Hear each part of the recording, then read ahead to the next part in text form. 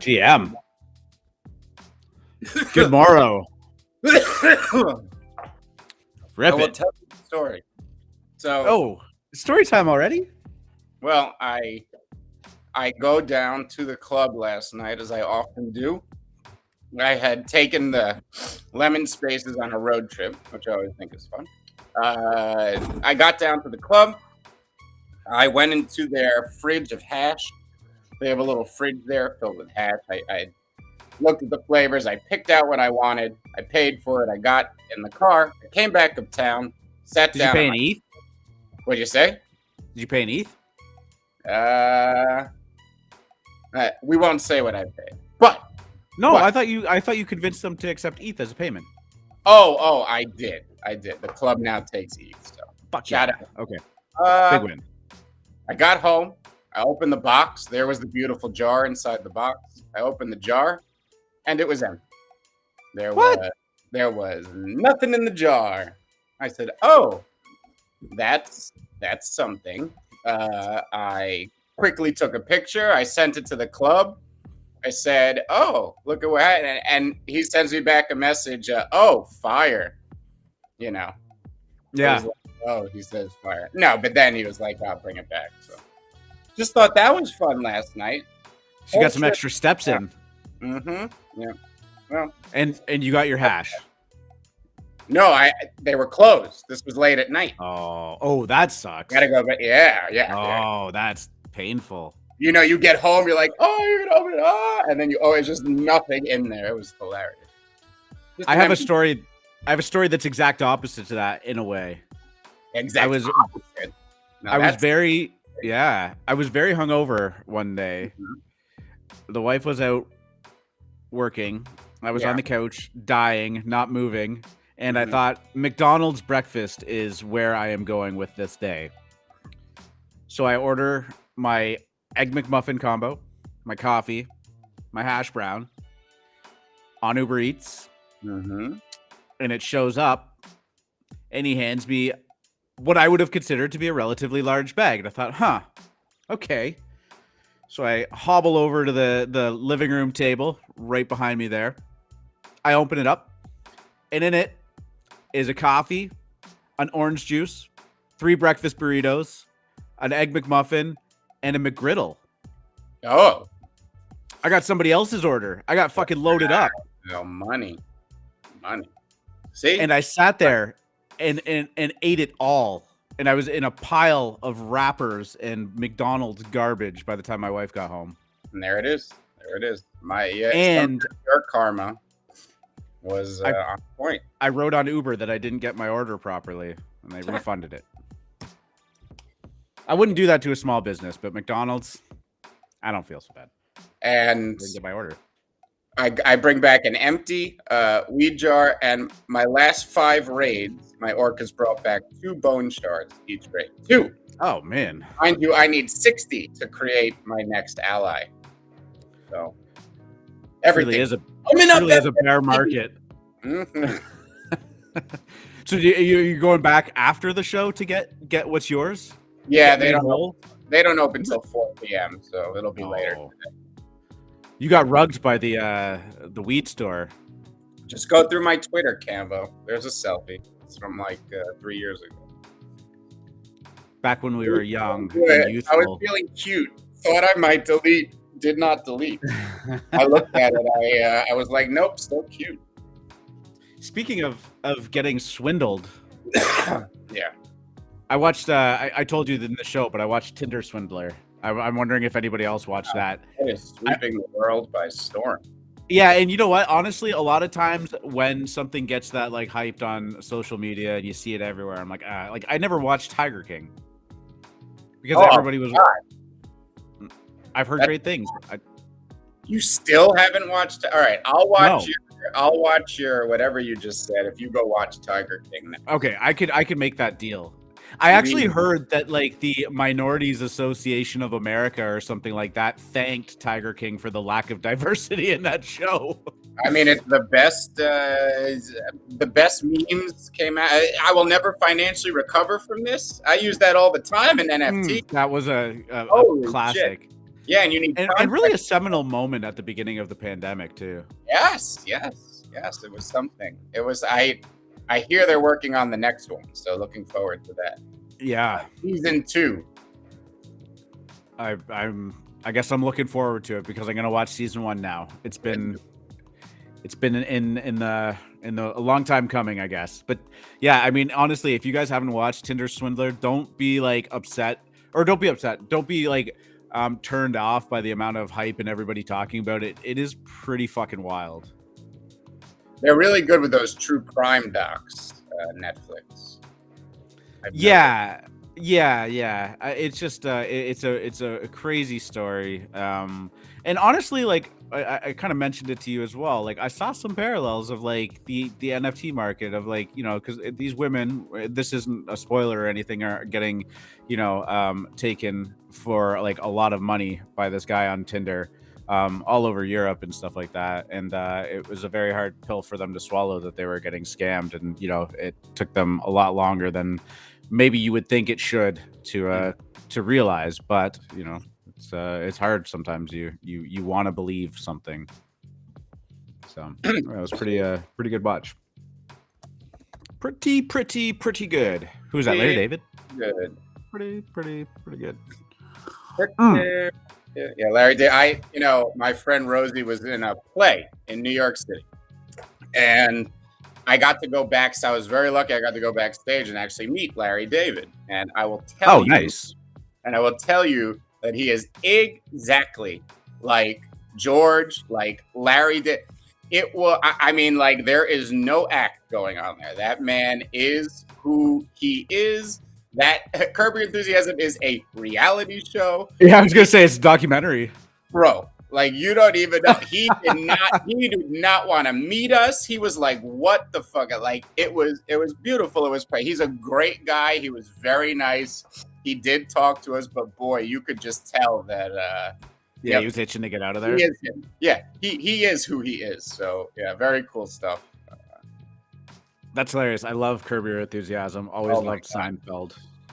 Well, it's funny because my little brother ended up going to college with one of Larry David's daughters. So I was able to bond with him over that. I said, hey, you know, he goes, oh. So you see, we have that bond forever. I'm sure he thinks about that moment every day. Definitely not because you're brothers. Yeah. Yeah, no. Cambo's looking for the selfie. He's still. I know. He wants. It's from years ago, Cambo. It's from. Have you seen how many tweets he has? I have 80,000 tweets, my friend. That's why I'm not worried about anyone finding. At the same time, I ain't hiding. I don't. You know. No. I don't make it. I'm there. He's gonna be wearing a lemon mask at NFT NYC. Oh yeah. Plus, we got the JPEG party in LA this month. Maybe FMC appearance there. Oh yeah. Maybe. I'm not gonna be there. No. Cool. What time is it? Oh my god. Quarter to 10. GMD Jen's gonna turn the music off here. Welcome back to the Wednesday, March 2nd edition of the AM show, hosted live on YouTube and Twitch TV. It is episode number 83. And we are happy to have you here today. I am your host, R2DGen, and I am joined with me, as always, by FMC. Hey now. Hey now. What the hell is going on, my dude? How are you today? I'm feeling good. Feeling good. There was no morning squeeze yesterday for the first time since its run. We take the weekends off, but the first weekday that was missed. And we did a space on self-care and taking time off instead. So that was very lovely. I thought it was okay. So let's dig into that a little bit then. You know, you were hosting it with Betsy.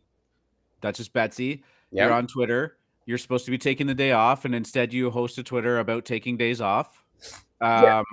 But no, let's talk about the actual conversation too. You know, this is a good topic to have, considering you know the market we're in, and the market's weird right now because things are happening. We're watching things go down, but sometimes they feel a little bit out of reach, right? You know, we're in this meta right now where entire projects are allow listed, and a lot of those allow lists have been filled up for months even, right? Like Invisible Friends couldn't touch that, though that thing was full for weeks and weeks and weeks. But you watch it go down, and congrats to anybody that got in on it. But so we're kind of in this weird spot right now where touching the secondary is dangerous because volume is dropping on OpenSea. We've seen the charts. Minting is becoming very difficult. Any mints that make it to a public sale, there's only a couple hundred of them, and we all know what happens with people that are botting, and that's fine. That's a reality. So how did the conversation go? Well, so here's the thing, right? Web3 is different in a sense. I came from traditional markets. They close Friday, 5 p.m. Done. You go home, you're done for the weekend. There's nothing you could do, right? You're forced to take time off. You're forced to do other things. Even on a daily basis, maybe the futures are open, but the market closes at 4 p.m. You go home, you do other things, right? Web3 isn't like that. There are no specific times for mints. There's no window that they're supposed to happen. Crypto is 24/7, 365. And if you're good at it, if you're doing well, if you're building something, that could suck you in and suck you in to an unhealthy extent in which you are not balanced in your life. So given all the people in this room participate in Web3, are building in Web3, we just thought we would go over some of the ways you can realize you get sucked into that without even noticing, and a lot of the things you could do to find balance, because there's two types of balance. You have people going to the extreme right now, working 24 hours a day, not leaving the computer, neglecting relationships, FOMO, all that good stuff, right? That is eventually going to catch up, and you're not going to perform at your best, right? This is on any front. You're right. It's counterproductive in the long run, but you always feel like you're missing something. There's always FOMO. Accepting you're going to miss things. That is a good way to start. But it was great space, went about 2 hours. I love hosting with Duchess Betsy. She's so smart. She gets it. She is building multiple projects in Web3. And yeah, we brought up people. We had a lot of great suggestions, and it was recorded. So I would advise people go listen to it. It was fun. It was relaxing. And it was in place of the morning squeeze, as Michael had decided to take a day for self-care, which we respect. And it was a good reason too, because, things are going to happen. There's going to be a reason one day that the morning squeeze doesn't happen for an unknown reason. Why? We don't know why. Something came up. Something happened. It doesn't happen. Before that happens and catches people off guard, and people go, oh no, what happened? Where's the morning squeeze? Da-da-da. Michael decided to do a forced error, to say, we're going to take a day off on purpose right after the 50th episode. He did that yesterday, and we'll get going again today. Ready for episode number 51. Yeah, no, I mean, I think it's a good precedent to set. And on that note, the show's over. See you later, D-Gents. Ha-ha! Nah, just kidding. No, honestly, the conversation is a very real one. Like, as you mentioned, like,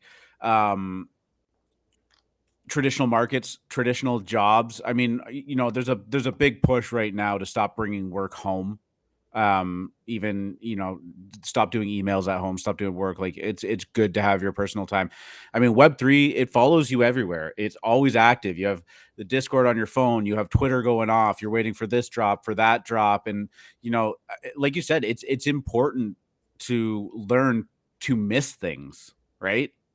Not have to feel like I got to drop everything and run and go, just to, enjoy the moment, enjoy being in the moment with your loved ones, with your family, with your friends, doing some kind of activity. And I think a lot of that just gets lost. We're all guilty of getting swept up in that idea of I can't miss anything. It's going to cost me too much money to miss something. But I think the point that you made was great, is, if your eye is just on one thing and you're only focusing on that one thing and obsessing over it, and you can't look away from it, like there's probably a good chance that you're not performing at your peak there too, because you're losing that balance in your life. but also the other elements of your life, as you said, are taking a hit too, right? And it's touch grass seems to be like thrown around as an insult sometimes, like you touch like, but yeah, it's outside's important. Getting that And balance. you just have to accept that you're going to miss certain things, and it's okay. This is the era of opportunity cost. Okay, you don't have to bitch and complain because you missed a few plays. All right, we've seen that a lot, but all you got to do is understand there's always another play coming down the pipe. Always. Mhm. That's what this market is. And I had been saying it for weeks. We were heading into bearish seasonality. Okay, that was the backdrop I had been talking about on this show for weeks. So it seems that the people that didn't expect the market to quiet down and the alpha to dry up are cranky about it when it was broadcast on this show. So, here we are. Yeah, the other thing that I will say is it's so easy to look at the opportunities you missed that did well. One of the things that I actually like to do, and this sounds corny, I don't, talk about it on the show a lot, and I don't, say it in chats or anything like that. But, I actually do like to look at the stuff that I missed that did poorly too, and remind myself that there is a reasonable chance that I would have played that and got wrecked, right? Because it's way too easy to just, in hindsight or in your imagination make up all of these scenarios where you minted this, it was the perfect play, I could have sold the top, that cost me that much money. There's no guarantee that in that moment that's what you were going to do. There's also a myriad of shit that happens and goes down in mints that goes to zero immediately after, and you're out of pocket. Not you're out of pocket, out of your ETH, right? Exactly. Look, everybody is a victim of hindsight bias. I don't care who Everybody. you are. I don't care if you know it exists. It creeps up on you. You can't help it. It's part of human nature. But some people will bitch and complain and get caught up in it and believe they would have done everything right and try to tell people if they had done things differently, they would have won. It's not true. It's just cope. Okay. So that's all that's happening. Cope. Yep. Self-care, guys. It goes a long way. I for a long time, I used to say, like, when I was working at my other job, like, oh, if I had just, I only made this much at my job today, if I had just been there, like, that's just it's just not true, and it's also very, very, very unproductive for your own personal well-being. And the second that I kind of got over that, you sleep better, you're not afraid to walk away, do the dishes. What was Critters was a perfect example. I was here doing the show with you. We were talking. I finished up the show, grabbed myself another coffee, started doing laundry, and then Critters happened. And then by the time I got back, it was done, and it was just a cook. And I was like, it is what it is, right? We love the Critters. I love the Critters. Mint. Still doing well. Free mint, yeah, free mint.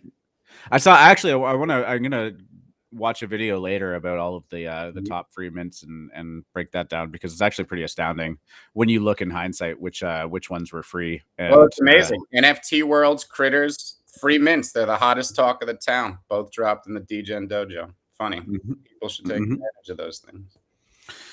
Let's talk about crypto. Let's talk about the global markets. I think we're not really rebounding per se right now, but definitely firming up a little bit on the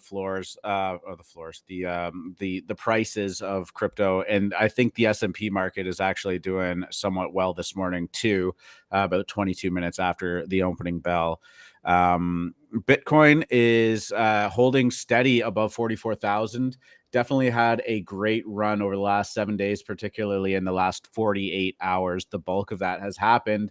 It was flirting with 45,000 a little bit there. I don't think it broke it, but it was damn close. ETH actually has just popped up back above 3,000, but it seems pretty comfortable in that 29 to 31,000 range. And here we are trading sideways again. But, as we've talked about over the past 2 months, we seem to go through these little periods of sideways. We get some news, good news, it goes a little bit up, get some bad news, it dumps a little bit down. But again, zooming out into, let's just say, a 30-day chart, a 45 or a 90-day chart, relatively tight in this range, right? Like it's been volatile in this range, but I mean, you draw a line right through the center of it and it's pretty much sideways. Yeah, exactly. We've choreographed exactly what was going to happen with ETH on this show, exactly what was going to happen in markets. It's been playing out as such. As still, I would like you to watch. Independent of global news too. Global news. I've always, I always say this: the news, the market, the price of the market, the narrative is always decided ahead of time. Price action will tell you what's coming. When I saw what was happening in markets in January, I was like, oh, must be bad news coming. And lo and behold, 8 million% inflation, World War III, here we are. It's largely priced in with the exception of worst case scenarios. And people love to come out and talk about the worst case scenarios. Why? It gets clicks, it gets likes, it gets kek emojis. Okay. This is what gets people emotional. It's what gets people up in the day. But you got to remove emotion from markets. And if you look at this technical setup, all right, 3,000 was programmed. People wanted to stable up. 2,400, 2,600, 2,800, 3,000. We're here now. But let's take our cue from the S&Ps. That's what I've been saying for weeks. Watch 4,400 on the S&Ps. Right now, we are consolidating the huge rebound off of the Ukraine lows we experienced last week. If we can get above 4,400, it probably means the coins are going to rally. I would expect NFTs to continue to remain depressed. Again, exactly as choreographed. We were going into bearish seasonality with a huge liquidity draining week. This was choreographed. Okay, let's watch 4,400. I could see either more consolidation here. I could see us break above. The next resistance there would be a little about 45.30 on the S&Ps. That's where it starts to get interesting. I would expect us to consolidate out there again. I think ETH will probably be around 3,500 at that point. That would be very healthy, I think. I think if that happened, we would be sneaking right back into the bullish seasonality window going into April.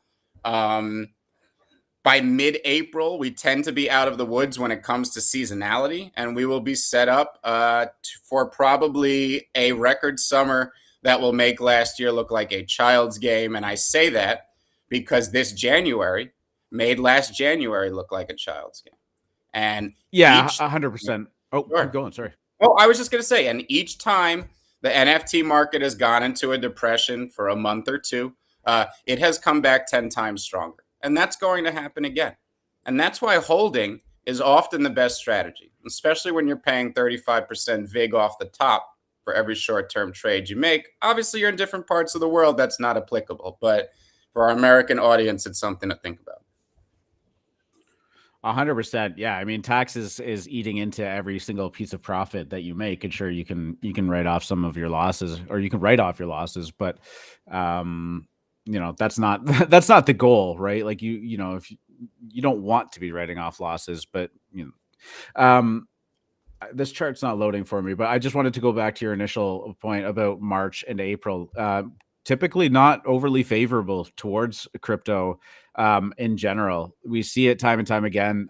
Last year and the end of 2020, we saw Bitcoin and ETH. Well, Bitcoin first, but ETH also kind of follows suit and basically go parabolic. I mean, Bitcoin for a long time was under $10,000, and it just made a move up. I remember on Christmas Day, December 25th, it hit 25K. December 26th, it hit 26K. It broke above 30. It kept running, it going up and up and up. And then, February, March happens and depressed. And then May hits and we're back off to the races again, right? 65, 66,000. And things cool off around there. But, we're kind of mirroring that trend. We've bucked the 4-year trend on Bitcoin, the halvening cycle. We've bucked the stock to flow model. It's no longer relevant and it's no longer in play. As much as I liked it and it looked great, it's not a reality anymore, right? We're following different trends. We're following different patterns. But one pattern that seems to be relatively consistent is that March isn't always a good time, and you kind of got to just be prepared for it, right? There's other things to focus on. Yeah. Like I said, choreograph, seasonality. I'm a big student of seasonality in all markets because I've said this before. We almost always fall into the pattern of seasonality. And even when we buck it, seasonality still has an effect It's hard to see if the opposite is happening, but there's still an effect. So seasonality comes into play both behind the scenes and in a general manner. I'm a big student of it, so I'm looking for about mid-April to get out of that window, but it did start a little early this year. I am thinking we'll see. We'll see. We have a lot of great projects coming up in March. And you know, someone's mentoring Losers Club, which I'm super bullish on. I'm going to be max minting. Love the art. Love the team. Love the community. All that great stuff. I think anything minting over the next few, just like you saw with Wonder Pals and Star Catchers, it's hard for things to hold their mint. All right. It's hard for things to hold their pump after mint. And I think that's just largely a factor of the period we're in. It feels very similar to October, November, when there wasn't a lot of plays around, there wasn't a lot of alpha. And projects that did launch, I'm always reminded of Swampverse and the Littles, which were two of the more high-profile projects that launched during the bear. And for like 2 days, we were like, oh, maybe the bear is over. Look at these things pumping. They even pumped after, and then boom, the pump faded in both of those. Market went quiet again for like 4 or 6 weeks until early December or second week of December. And yeah, I mean, I have so many projects I'm excited about coming out, but I could see the same thing. I'm not, I don't know if we're going to get those like amazing I still think there's going to be amazing pumps and plays, but they're going to be sneaky. It's not going to be the ones that you see coming from a mile away just because of seasonality, just because of where we are right now. Oh, there's always a ton of opportunity in the bear market. It's just a little bit harder to find, and it's not as locked in as, when we're on a full on bull run where like you throw $1 into the pool and you pull out 100 every time, right? Like, right. It's not that easy, but there's, we saw the extended bear market of crypto go from 2018 to basically the latter part of 2020. There was still, I didn't participate in it, but I know there was still a ton of opportunity, and there were people in there that were making bank, finding those opportunities, getting in early, spreading their chips around to things that were building, creating during that time, because they know, if you have conviction in crypto, much like we have conviction in NFTs, once you come out of that bear market, those teams that have spent all of that time building and creating and adding on to their ecosystem and slowly chipping away at adding more people to their community, I mean, they get their moment, right? Yep. Exactly. So, maybe things aren't as active on the minting front. Maybe things aren't as active on the floors going up, chasing, right. This Gary V buys crypto skulls, everybody buys, like maybe a lot of that stuff doesn't happen, but it does give you a lot of time to poke into old discords that you have, find some new discords, find some projects, snoop around on OpenSea, snoop around on Twitter, and find some of these things that maybe minted 6 months to a year ago, maybe 3 months ago, had a moment, and then go into their Discord. Are there people still chatting in there? If there is, that's a great sign. And as long as it's not like, devs do something. I mean, like if there's a real formed community in there and people are excited about what's being built, that excitement will translate and follow through 9 times out of 10 in a bull run, right? And that's where the people really can do amazing things, and that's what I'm at least excited to start looking for.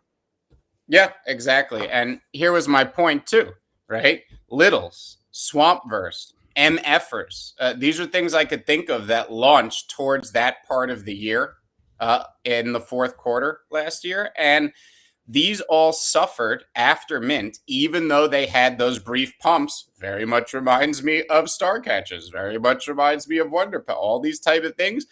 That gave you a great opportunity for a long time to build your stack of these things. It was the opportunity, because now coming out of it, you could see what happened to MFers. You could see what happened to the Littles, all right? And that is what I think I'm looking for in March, is that, sure, I think all the projects we're talking about may have brief pumps afterwards. I hesitate to give a price target. I hesitate to say that these are going to moon, just because I know we have this backdrop of seasonality. It's making a lot of people grumpy. This is the period we're in. So we'll see. I have at least 4 bits I'm super excited about for right now. But like I said, backdrop of seasonality, got to get through it.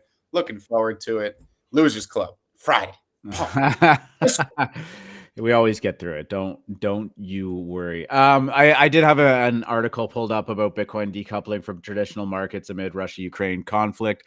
But I will say this: I don't know that that's necessarily the case, and I'm not sure if you disagree. I do think that it's just like a higher volatility swing, but trading in the same kind of range, right? Like S&P goes up 3%, it's 15% for crypto. Down 15. You know, would that be a fair assessment too? I don't think I've seen a hard decoupling here, unless you're talking about actual like percentages, which right. You know. No. Yeah, you're right. And that's it.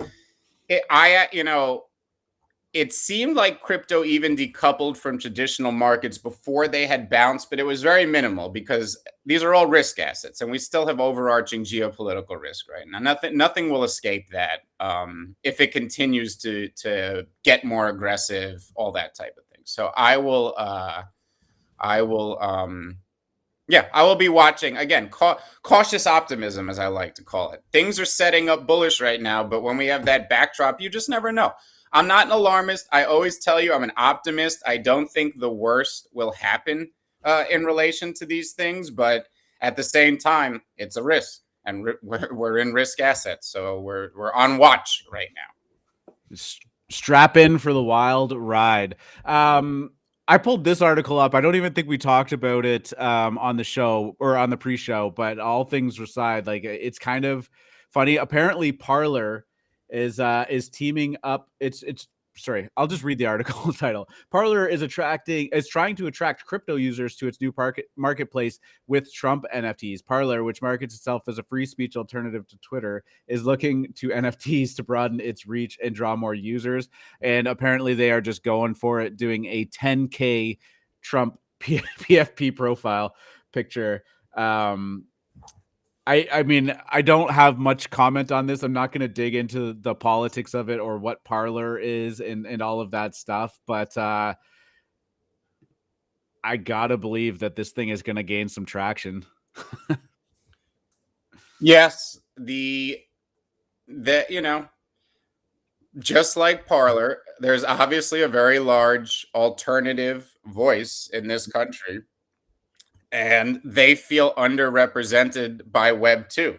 That's why I think there's a Venn diagram that overlaps a lot with alternative politics. So it's just something that, comes with the territory. I don't pay much attention to it. It doesn't line up with my philosophies. It is what it is. So Trump is coming in. He's going to have NFTs.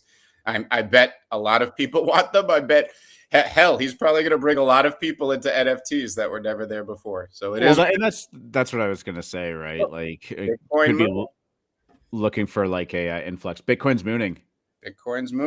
We're on the run. Maybe that's why the chart crashed. Yeah, it's sitting at just under 45,000, but I did think it broke through there, as Mike Track was saying. Mike Track also saying March feels like it's going to be a brutal one for NFTs. Going to clear out a lot of people. Going to load up on good projects, though. I mean, yeah, again, highlighting the importance of maintaining some liquidity that you're comfortable with, and then just not going too crazy with it, because there's always going to be great opportunities out there.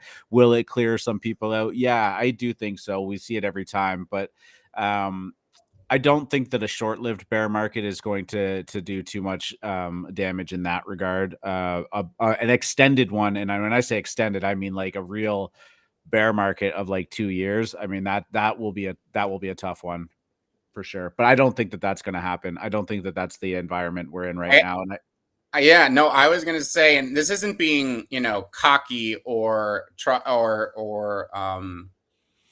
not understanding reality, but I don't think it can happen in the current cycle we're in, like a 2-year bear. Okay, only because NFT, and I'm not talking about crypto, I'm talking about NFTs in particular, are in a mass adoption phase. It's very difficult to have a sustained downturn when you have that overarching force behind you. It's a very large tailwind we're experiencing right now. So you're certainly going to see.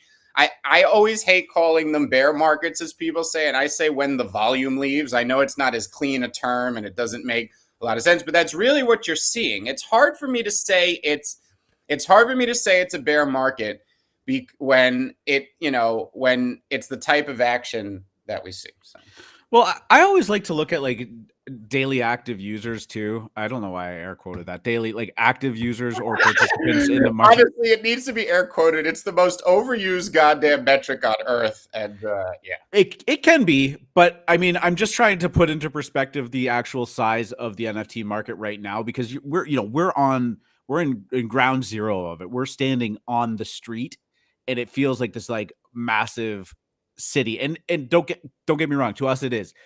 You zoom out, you drive a little bit further away, and you realize maybe that city isn't as big as the one down the street, which is the crypto market, or the other one down the street, which is the S&P market. But if you have 250,000 users or participants in a marketplace, doubling it to 500,000 is not that big of a deal in the grand scheme of things. Doubling that to 1 million is not that big of a deal in the grand scheme of things. Going to 2 million is not that big. We are so far away from diminishing returns that it's not even funny, right? You want to talk about a market with 1 billion people in it. Yeah, it's hard to get that, that next multiple, right? Yep. That's one of the reasons why Facebook has had such a hard time. They reached way beyond critical mass. They reached a global scale, and there was nowhere else for them to really grow. And people went, "Oh, okay, I guess that's it." Right? We're so far away from that. Yeah. I don't think we're anywhere near anything like that happening. So. For sure. On the complete opposite side of things, Dolly Parton and James Patterson, novelist James Patterson, is creating an NFT books with releases NFTs and books. Dolly Parton is releasing music and artwork NFTs during South by Southwest this year. I feel like Dolly Parton is pretty well universally loved. I mean, she's incredibly charitable. Her programs with the children's books are huge, and this is kind of more of a feel good person coming into the space. Do I think it's going to usher in a new era of NFTs? No, probably not. But these are two people in their 70s that are jumping into a new medium and a new kind of framework for them. And again, we talk about whether or not this is necessary, or whether or not we want the old guard in the NFT space, but these people lend a lot of legitimacy to things, right? These are the kind of people that if I'm at my, my family Christmas dinner, and, grandma asks what I do for a living now or something, I say NFTs, like Dolly Parton is someone that I can relate that to now, Yeah. And I don't know. There are a few people I am as much of a fan of as Dolly Parton. This woman is soul. This woman is brilliant. I love Dolly Parton. I would ape a Dolly Parton NFT, no cap. James Patterson's cool. His books are great. I love Dolly Parton's music. I love her vibe. She's so sweet. I don't even know what it is, man. There are just some people that radiate love and light. I am a Dolly Parton fan. Yeah, I mean, it's amazing. Great artist, great musician, like been around forever. Jeff is saying this will be my wife's first NFT. She loves Dolly. She's taking the kiddos there for spring break. I mean, again, like perfect. Jeff's wife's first NFT. Welcome to the NFT world. I can already tell you that this news article has brought at least one person in, right? And that's how you get the ball rolling. So I love to see that. Hey, me and your wife would have, a good time jamming out to some Dolly Parton, man. We love Dolly. I think Free Market sung Jolene a few times on the show, actually, or at least Jolene. She is Dolly Parton, man. You kind of belted out, man. I'm not gonna lie. You have like a little flair on the end of it too. I know. Yeah. I know. I'm a member. Shut up, baby. I know it. Literally, you got to understand. I auditioned for the great Mela B. I don't even think you guys know what this, but she chose me to be lead singer of the Lemonettes. Shout out Out of Pocket Entertainment. Shout out Driz. Lead singer of the band. Shout out Aaron. Shout out all my Lemonettes, Wen System, Shells. You got a long list of lemons there. This we have quite a few now. I don't want to miss anybody, but shout out. Yeah, there's good lemon things. Yeah. CatBlox. the long rumored the project with the long rumor of Puma being partnership has been confirmed. As they say, the cat is out of the bag. Forgot to pull up OpenSea here, but it is it's sitting at about 0.37. Don't know if that was supposed to move the floor or not. I think this price was by and large baked in, even though it wasn't official. The writing was all on the wall there, and I think people knew that it was coming. Puma has changed their name to Puma.eth and has bought a cool cat and is rocking that as their PFP. So welcome to the NFT and Web3 world, Puma. Shoe brands seem to be really leading the charge into getting into this space. Nike, Adidas, Puma. Is Converse in yet? No, I don't think so. Converse isn't a huge player in the game anymore anyways, but yeah, kind of cool. I don't own any of these CatBlox. It doesn't. I was going to ask, you got Chuck Taylors? Do you have a pair of Chuck Taylors? I don't actually. Do you? I used to when I was a kid. I don't anymore. I have owned Chuck Taylors. Yeah. No, yeah, just another dope shoes. They don't give me that support that I need. They're good basketball shoes. What? Good basketball shoes. Yeah, yeah. I guess. Oh, you got to get the high tops for them, though. High tops, sure. Yeah. But yeah, I mean, exciting. I mean, I'm gonna obviously watch what Puma continues to do in this space.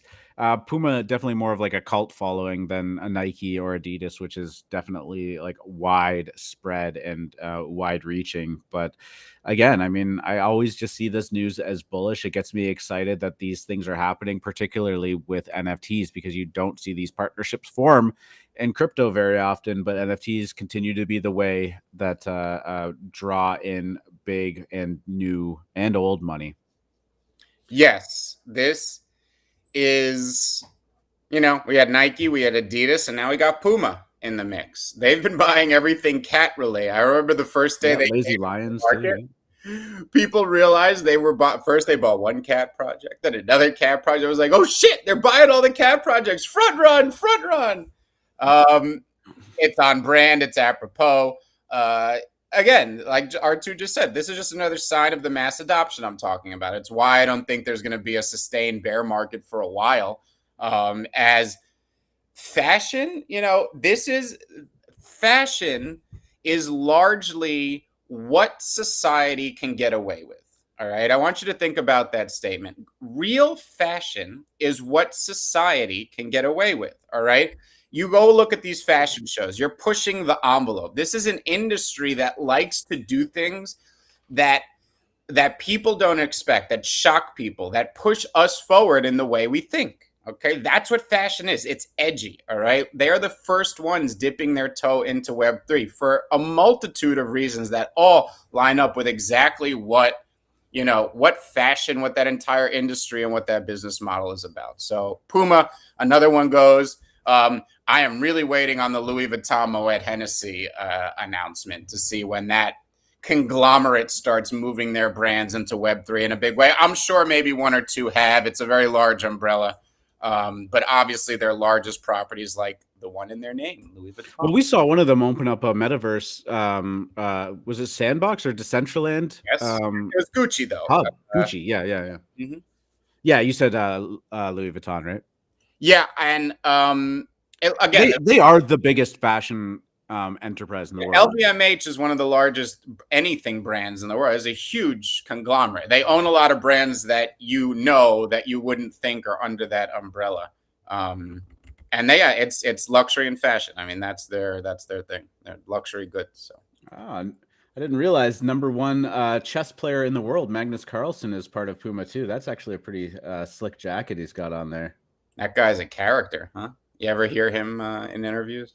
Oh yeah. These chess players, they're all characters. Yeah, I love chess. I'm not very good at it, but Hikaru and Magnus, yeah, they're very entertaining people. Yeah, my friend in middle school played Bobby Fischer in The Life of Bobby Fischer. Go check out that. Oh yeah.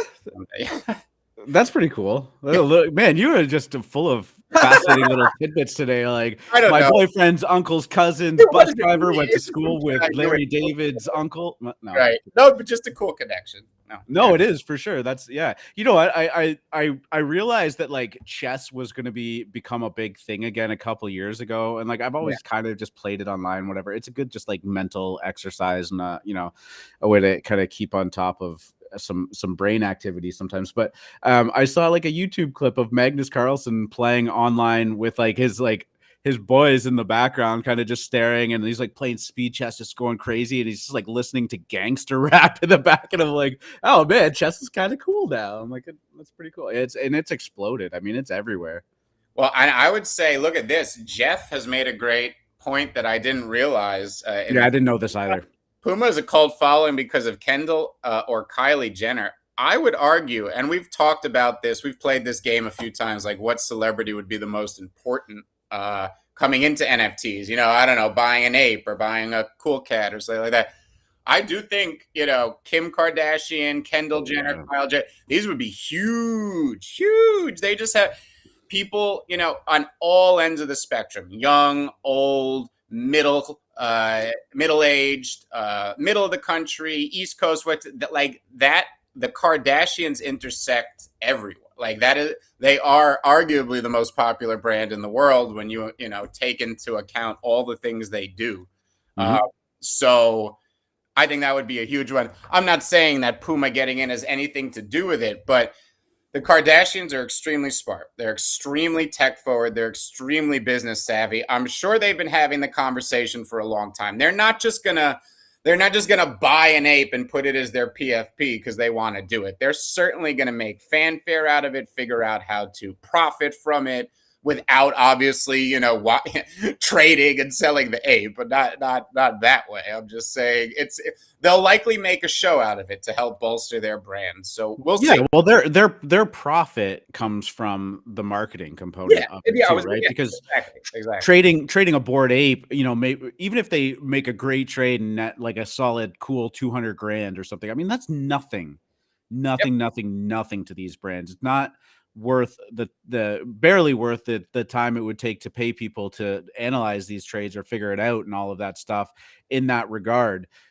Again, it's the fanfare and the spectacle of it. Puma is in Web3. We're talking about Puma right now. I haven't talked about Puma in at least 6 hours.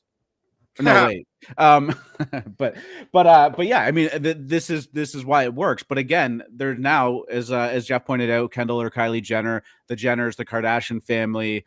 There's a pathway there, right? Yep. There is now one less piece of friction to bridge that gap. Speaking of cool cats, Klon was on the O'Shiny show yesterday. I tuned in for the very, very beginning of it, but I was unfortunately unable to listen to the entire thing. The news was not great though, and the Cool Pets game has at this point been postponed indefinitely? Question mark.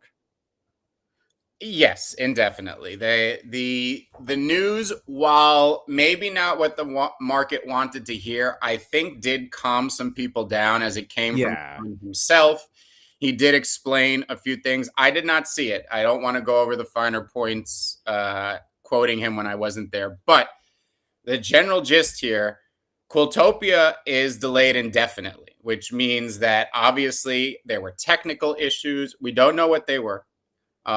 They have said a lot of things to us, but I have always found that you really don't know what happened till the post-mortem, until you get ahead of it. A lot of times, even when you're in it, it's hard to know exactly what's happening, why, and what went wrong. So maybe let's just zoom out a bit here, right? What does this mean for cool cats? What does this mean for cool pets and that entire ecosystem over there? Well, short term, probably nothing good. Again, we have bearish seasonality behind us right now. You know, cool cats are down 50% from their peak when we were in cool pets fever and milk was the talk of the town and everything was hunky-dory. So cats are already down a lot. Now, if the NFT market continues to get worse, if ETH rallies really hard towards 3,800, I could see it getting, you know, in ETH terms, a little worse for cats than they are here. I am still extremely bullish on Cool Cats. Did they make some mistakes? Have they had some fumbles? Did they screw up some execution? Yes. I'm not going to make any excuse for them. I sold my Cool Pet. I just did. I sold my Cool Pet for a very specific reason. I even talked about it. I had seen this before now a few times in markets. Obviously I didn't know 100%, but I was pretty sure another delay was coming next week. You just know after. You can tell when something is amiss, okay? You can't call it. You don't know the details, but you could just tell. I sold. I just thought another delay could really, again, make the price go down a lot further. So I'm not trying to make an excuse because it was completely bumbled. There's absolutely no excuse here. But what is Cool Cats? Okay, why was I ever bullish in the first place? It is obviously one of the most prominent, steadfast, real communities out there. Any community building a community is largely basing it on what Cool Cats did. And that doesn't mean it's the same vibe, and that doesn't mean they're doing everything the same. But what we understand as the 0.02 project that people bonded over because they love, ended up mooning, went kind of mainstream, made everybody rich, and created one of the preeminent properties around, well, that's Cool Cats, okay? That's what it is. Now, I have always seen the potential in Cool Cats in the licensing, in the deal that they made with Time, in becoming a children's TV show, ending up on clothes, and so many marketing possibilities, as these have great mass appeal. These also are wholesome.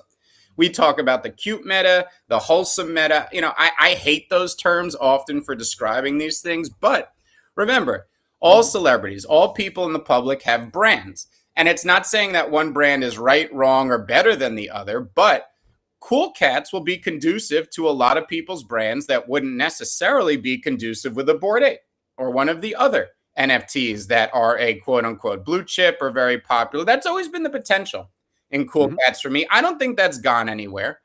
The problem is, I just want to actually, extend on that point a little bit, but we saw Eminem and Justin Bieber buy Bored Apes. I can't ever imagine them changing their profile picture to a Cool Cat, and there's nothing wrong with that. But could I see somebody like Taylor Swift doing it? Fuck yeah. Yeah.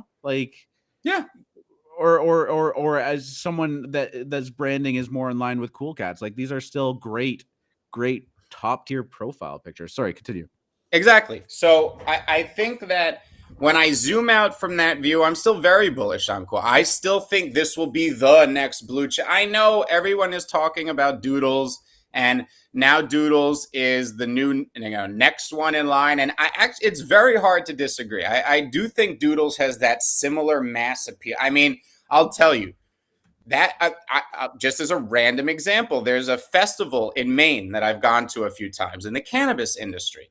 And the flyer they put out this year was Doodles themed. They didn't say it in the flyer. It wasn't like a complete ripoff. They didn't put the NFTs in there. I DM'd the homie. I was like, bro, did the guy who made your flyer, is he a fan of Doodles? And he goes, yes, I am. I was like, you fuck. And he's like, yeah, man, I'm so obsessed. I was like, oh, that's so cool. And it's like, that is just because it has that mainstream, those color palettes, the look. It works. We know, because every derivative that launches now is either Doodles or MFers, right? But it just works. I don't deny that it could also be the next blue chip, blah, blah, blah, blah. I'm not down on Cats. I'm down on the execution of their launch. I understand why price is reacting to it. I think the bull case for Cool Cats is firmly in place. I'd maybe say it's losing their way a little bit, and that may not even be fair. And I don't know what's going on behind the scenes, but let's say you put FMC in charge, magic wand, I would be very much pursuing the licensing opportunities, the partnering with, known media entities, corporations, shows, things like that, where the Cool Cats brand would really work. I think that would be the best thing for the brand. We talk about the culture premium. I think Bored Apes are a blue chip, and that doesn't mean they won't fall 50%. That doesn't mean blah, blah, blah, blah. But I think Bored Apes are a blue chip because of the culture premium. I don't think that's ever going away. I think Bored Apes are now historic. History is not necessarily just a factor of time. Once you hit a certain cultural relevance, cough, Kevin, cough, uh, you know, the amount of time you have to be around becomes less and less if you hit a certain amount of cultural relevance. That doesn't mean you won't burn out and go through a quiet period and people will think it was a fad. Kevin, there he is. Throw some hundreds up for Kevin. Yeah. But if people want to ask me why haven't Cool Cats hit 20, 30 ETH yet, it's because they don't have that cultural premium. If you want to ask me why they're suffering right now, it's because of the poor execution of the game and Milk Token before they had that cultural premium. So still bullish on Cool Cats. The problem is I don't think it's an overnight fix, but I do think it's now going to present you an opportunity. If you wanted to flip your way into a cat, if you had been looking, if you had been shopping, I think the next month is going to provide you an opportunity to do that on discount. So that's how I'm looking at Cool Cats. Very disappointed in the launch. Still very bullish on the collection. I love the team over there. It is what it is. So I think they will recover. We're in a tough period right now. We love the cats. Bullish on the cats.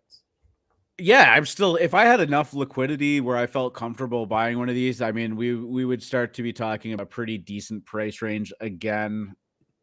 I do think they about this 5 or 6. I mean, yeah, and that's what I'm saying. Yeah, was like, the secondary is such a hard thing. Like, if you were to buy this now and not worry about the price for the next year, like, I think you'll be fine. But if you were to buy this now and you don't want to stomach that, like, you might be watching it go down further, and that's okay as long as you're not starting to feel FOMO or regret, or you're gonna, paper hand it. Yeah, here's the other thing I always say. If I'm gonna buy a $23,000 JPEG, and I'm buying one, right? I'm not clearing out one row of Cool Cats here. I can't do that. All right, I can't just buy a bunch of floors I know I'm gonna sell later because of blah blah blah. If I'm buying a Cool Cat, it's the one I love. It's me trying to find my forever cat. You're shopping for them live on the show. Right. I'm likely to go above floor for that. So when we're looking at 7 and you're telling me, oh, it's going to fall to 5, I don't particularly care too much.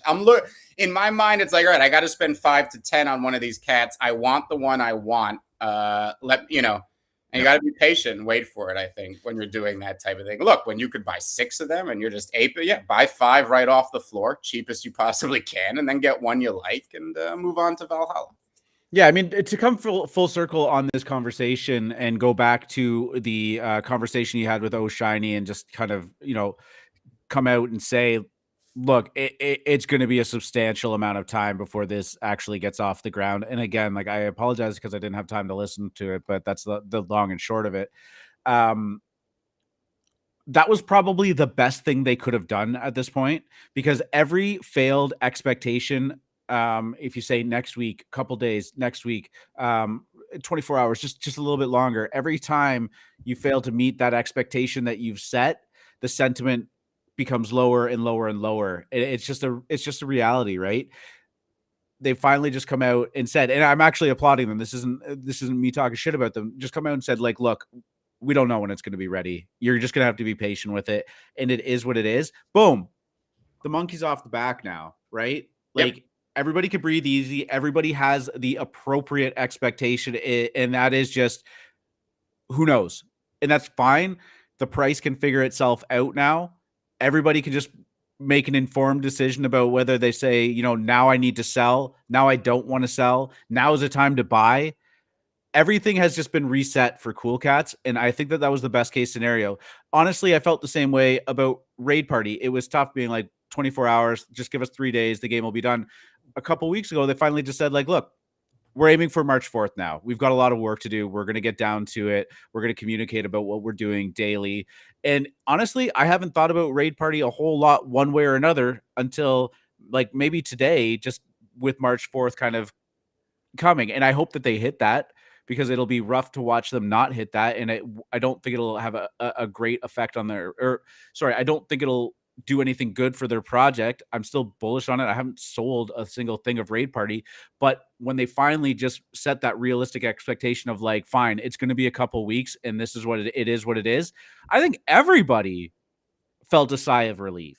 Whether or not you were frustrated by it, there was initial knee-jerk reaction of, oh my God, like blah, blah, blah, blah, blah. But apart from that initial like 2-hour reaction, everyone's like, okay, now I can make my choices. Am I willing to wait till March 4th? I am. Perfect. I don't have to think about it until then now. Great. I don't want to wait. Well, I can sell now. And now I can just move on with my life. That's fine. These are great moves. Doing the 24 hours, sorry, not then, not good. Like just kicking the can down the road a couple of inches is never going to do well for you. So I think Cool Cat's actually just coming out and doing this. It's hard to stomach. It's hard to swallow. I'm sure there was no part of Klon that loved going up on that stage and being the bearer of that news. But I guarantee everybody feels better now. Yes. And that was the main thing here. You wanted to hear from the CEO or Klon. And having Klon go up there, whether he made the public feel better, and I'm sure we will still suffer through Cool Cat's FUD for the next few weeks as price finds its floor here. To have Klon go up there, I think made a lot of cats feel better, made them feel good about the project again. And like I said, I'm still very, very bullish on Cool Cats. I think they are going to be a blue chip here at some point this year as they gain that culture. Remember, it's not even about price for me, though price it will correlate to it. It will. I mean, there's no, it will reflect exactly in its price, but it needs that cultural relevance. And I think that's coming for them. I think we haven't heard anything from Time for a while. And they're not doing nothing. So big things are coming this year. This is going to be, we're going to look at March as a very big opportunity. And we're going to be pointing back to it a lot this year. For sure. Yeah, just to wrap the Cool Cats conversation up, Decoy asking, will the price drop further? At this point, I think Cool Cats are dependent on the state of the market. I think all things considered, everything is now out in the open, baked in. I don't anticipate them getting a pump. I think that as the price falls, there will be people there to catch it, but it's going to be more correlated to the market. I really don't think these will lose 5 ETH, but there were a lot of 5 ETH offers being accepted the night that Ukraine dumped. So, I wouldn't put it past it falling to 5 here. Wouldn't surprise me. Yeah. We also just touched on Doodles, but again, like going back to the Space Doodles doing really well. 11 ETH. Space Doodles kind of there were only a couple of sales where people thought they were getting an additional NFT and accepted some substantially low or listed for substantially low, and they got picked up. That didn't cause too big of an impact on Doodles or anything regarding their ecosystem, but I gotta say again, spending some time looking at them yesterday and whatnot, I mean they've just fucking crushed it. These things look so good. So also maybe some hints of a game there. Did you see any of that? You there? With Doodles, you're saying there were hints of a game? Yeah, so I mean, there were people talking about it in the Doodle Discord, but if you actually go into the NFTs, and this isn't like a big secret or anything, but there's this levels indicator, and it has levels of bladder management, which I would assume is like maybe the amount of time you can run a mission for or something like that, right? Kind of the Doodles way of saying that. Mechanical knowledge, piloting ability, rank, stamina, and vibe captaining. Now, if you go into the white paper about Space Doodles and whatnot, they use words like currently or like, for now, or like the idea of leveling. So it seems to be something built in here that is implying that your doodle will be able to get better. They say with the properties and the sector, they say this is the sector of the galaxy that you're currently flying in, right? And that's very specific terminology to use, right?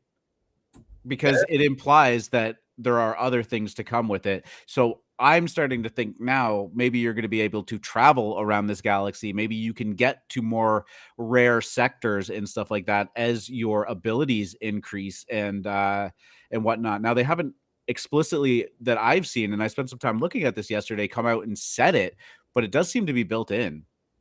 Right. I think so.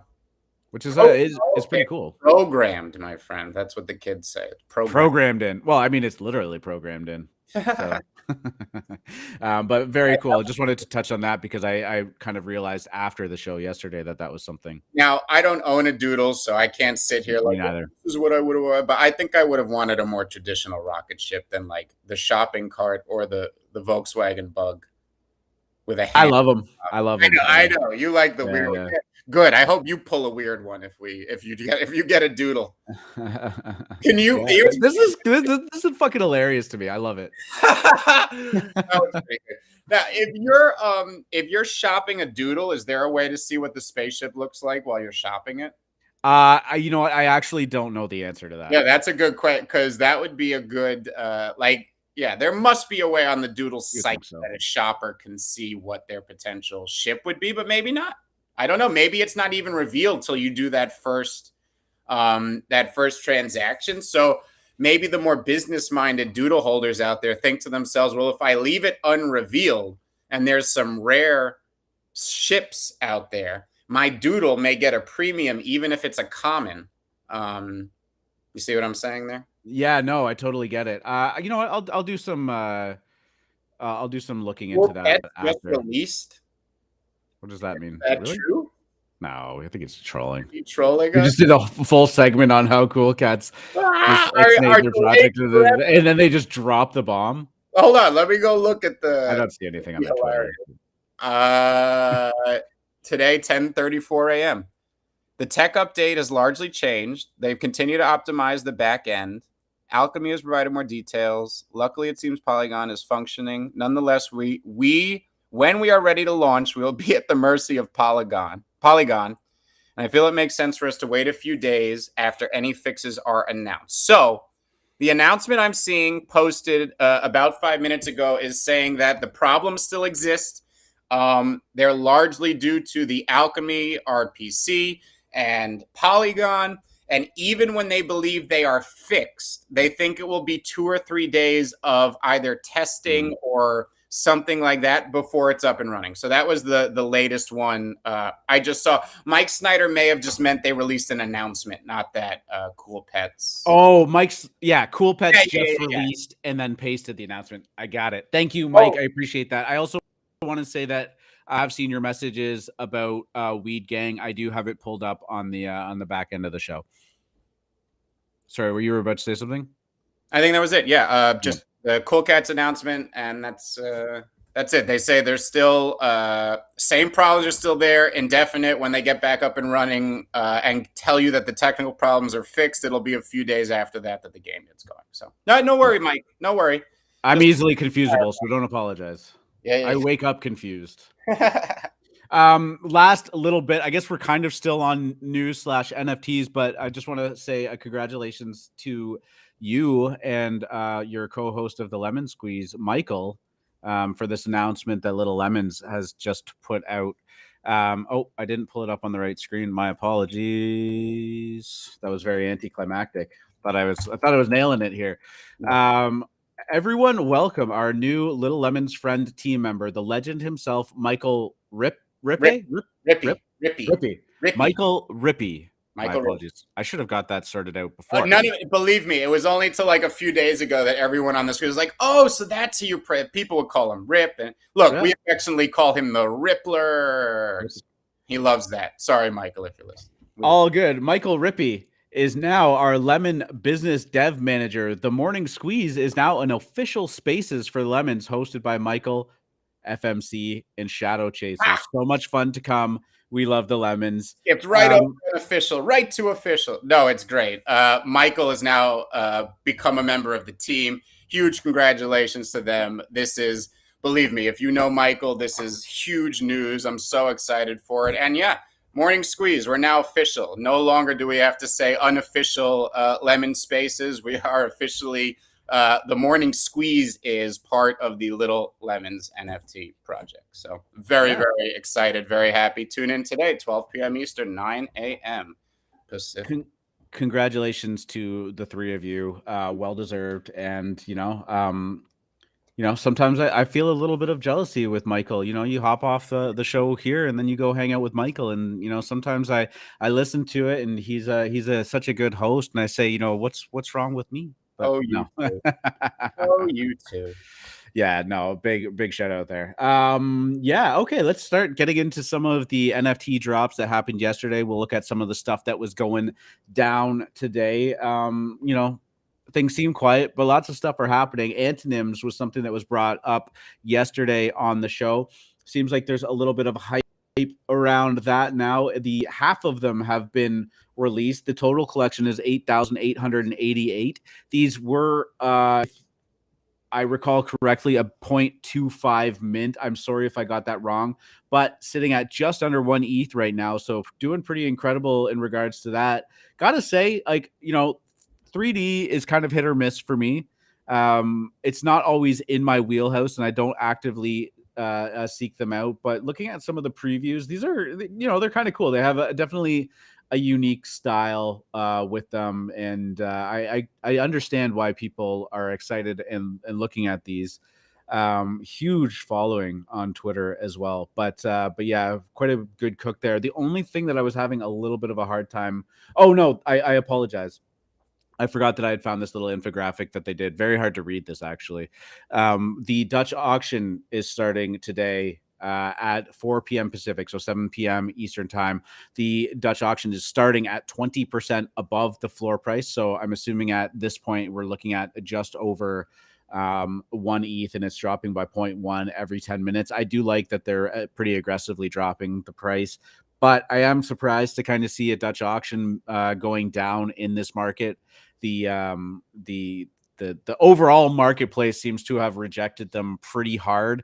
There's definitely a black mark surrounding anything to do with like these mass scale Dutch auctions that are, going down in this regard. So, I mean, I'm going to be watching this with interest, not minting it myself.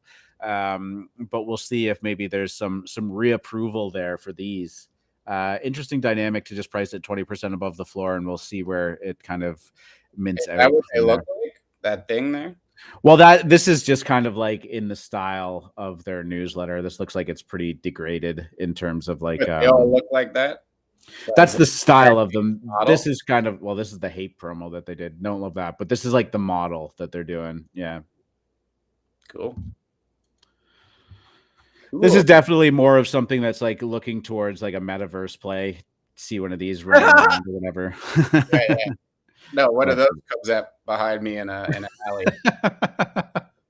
It depends which face. This one kind of looks sad, and you're gonna say, "Oh, don't worry, little guy, it'll be all right." And then it turns it sideways. They're little. If they come up to like my knee, I'm fine with it. If these things are like 8 feet tall, it's very off-putting. But yeah, 8 feet tall. Yeah, this would be. No.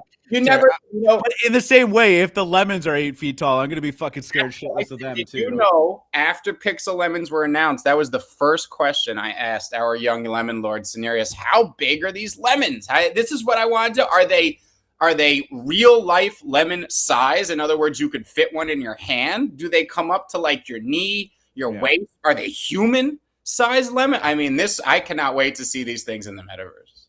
I'm very very excited. I found out, if you want the real technical answer, it's different for each metaverse depending on which metaverse you're in. It's weird how that works. It's more, I thought it would be a fun question. It was more technical than I had expected. This is kind of cool though. I'm just like scrolling through their Twitter. One of those is asking, FMC, is that a sell the news kind of thing? Well, usually the saying goes, buy the rumor, sell the news. And there has not been a lot of buying the rumor, my friend. So that's not quite sell the news situation, though. I'm not sure if they could go anyway. Sell if you want, but I don't even know if you'd get zero at this point. Where, just the way it is, JCV. Are you talking about lemons? Yeah, I was talking about that's what he was asking, if this is a I thought so. Yeah, I couldn't remember how long that was sent. I was trying to dissect it. Yeah, Rubber Duck Party went down as well. Looks like there's some of them left for the public sale. Sitting at a 0.21 floor. Again, we had I think some mixed feelings about these. I think by and large the art style is good. I just wasn't a fan of the dotted line, but again, like seeing the process work and whatnot on the tweeters on the iPad or whatever system he was using there was kind of cool. I just love process stuff, right? And it kind of humanizes what's been made. You understand that, like, I think we all understand that with generative art, somebody is behind the scenes making it, but it's always great to actually make that connection too. Yeah. I don't know if you. Oh, sorry. Go ahead. I said this whole project quacks me up. Man, why didn't I think of that pun? You don't have to force it. No, I know that was. No, that was good. Oh, all right. Thank you. Thank you. Thank you. There, FMC. No, Rubber Duck Bath Party is going down at 11 a.m. It's a raffle mint for the rest of them. 1,400 left available, and they will be minting at 0.08 ETH. Pretty reasonable price, honestly, at this point. So I guess at 11 a.m. in 13 minutes. Oh, shit. If you're trying to get in on this and you're able to get into the raffle, I would go do so. Nothing wrong with them. Yep. Minting your Battlefly in just over an hour. Well, good luck. Well, I was going to say good luck. Good news, my friend. I do have that pulled up as well. Battlefly is going down today, setting up for a noon Eastern time mint. 30,000 of these are going down. You do have to have some magic in your wallet to do so, but the mint price is free. And this was a project that I think we were both excited for. I'm not going to be able to mint these, and that's fine.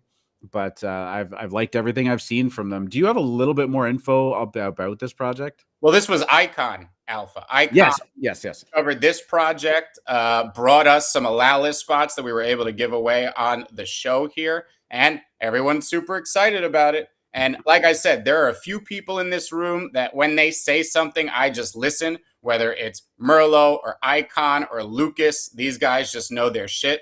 And that's why I think this is going to be an automatic cook. And yeah, looks good. This could be one of those big Magic projects, even though Magic is down a bit.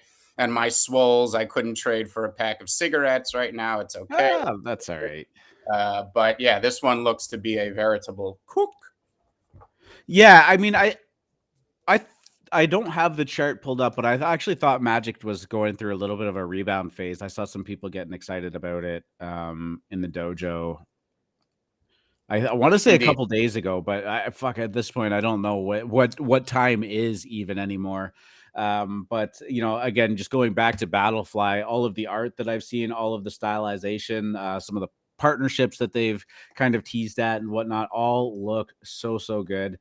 30K collection, as James is saying, is huge, but it looks awesome. Yeah, and I mean it is a free mint too, so you get to see what kind of ecosystem they're going to be building in there, and it's definitely one that we're going to have to dig a little bit deeper into once it kind of kicks off. And I'm gonna write the reminder right now. Actually, why not?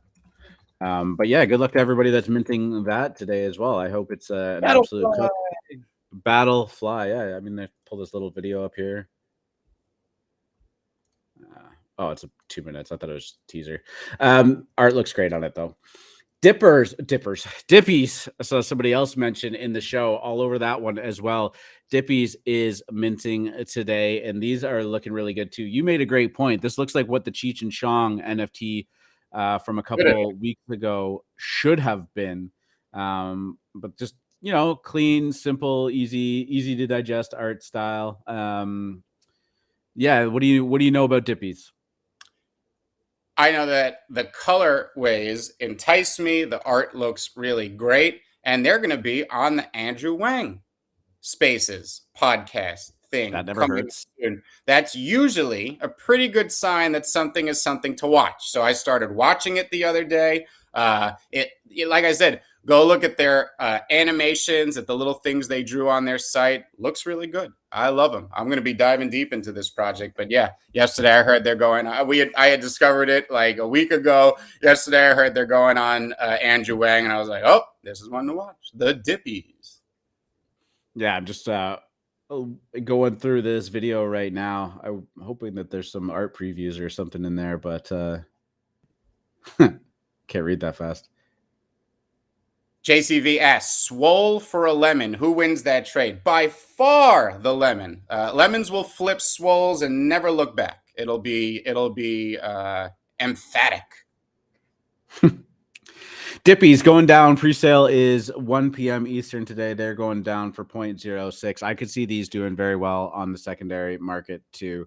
I don't have the information on what the allocation is for the pre-sale, but watch out for the Andrew Wang show starting in about 40 minutes too. So it might be some some good content to consume if you're at all bullish on this project. But I was scrolling through their Twitter, and everything that I've seen there is it's almost like what is that, Beatles Yellow Submarine kind of style, right? Yes. Am I off? Am I off with that?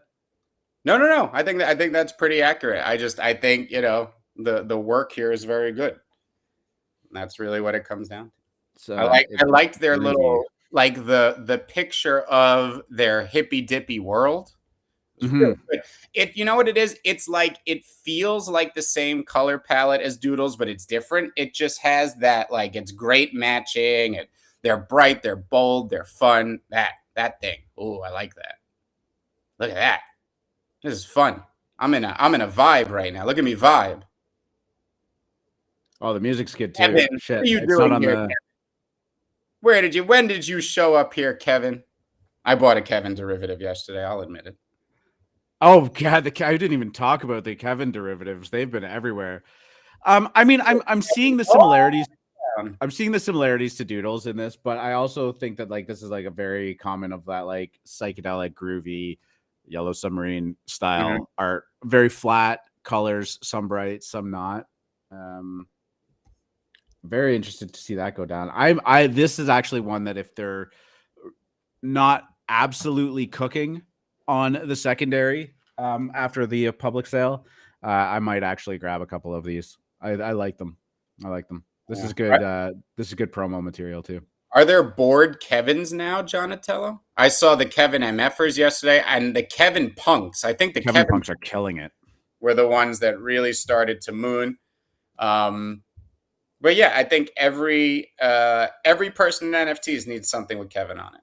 Kevin is he's the fucking NFT mascot now. Like, this is, I hope Kevin never changes. Everything else in that project can get fixed. Do not touch Kevin.